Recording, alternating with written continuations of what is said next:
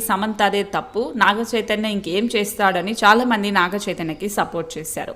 So కానీ నిజం ఎప్పటికైనా తెలుస్తుందనటానికి ఇదే నిదర్శనం. అప్పుడు నాగ చైతన్య శోభిత కూడా మా ఇద్దరి మధ్య ఏమీ లేదు అని బుకాయించారు. కానీ ఇప్పుడు వీళ్ళిద్దరూ పెళ్లి చేసుకున్నారు అంటే అప్పుడు వీళ్ళిద్దరూ చెప్పింది అబద్ధమనేగా. సో సమంతను ప్రేమ పేరుతో పెళ్లి చేసుకొని కెరియర్లో సెటిల్ అవ్వాలనుకున్నాడు నాగ చైతన్య. ఆ తర్వాత తన చెప్పు చేతల్లో పెట్టుకోవాలని అనుకున్నాడు. ఆఖరికి అబార్షన్ చేపించేశాడు. ఇలా ఇన్ని రకాలుగా ఒక స్టార్ హీరోయిన్గా ఎలాంటి బ్యాక్గ్రౌండ్ లేకుండా వచ్చిన సమంతని అన్ని రకాలుగా వాడుకొని ఆఖరికి బయటకు కూడా చెప్పుకోలేని స్థితిలో మోసం చేశారు అక్కినేని ఫ్యామిలీ. సో అసలు హైదరాబాద్లోనే లేకుండా ముంబైకి వెళ్ళిపోయేలా చేశారు. ఆ తర్వాత పాపం సమంత డిప్రెషన్లోకి వెళ్ళిపోయారు. మయోసైటిస్ బారిన పడ్డారు. సమంత ఆ వ్యాధి నయం చేసుకునే పనిలో ఉంటే నాగ చైతన్య మాత్రం పెళ్లి చేసుకునే పనిలో పడ్డాడు. ఒకవేళ సమంత రెండవ పెళ్లి చేసుకుని ఉంటే ఈ సమాజం బ్రతకనిచ్చేదా?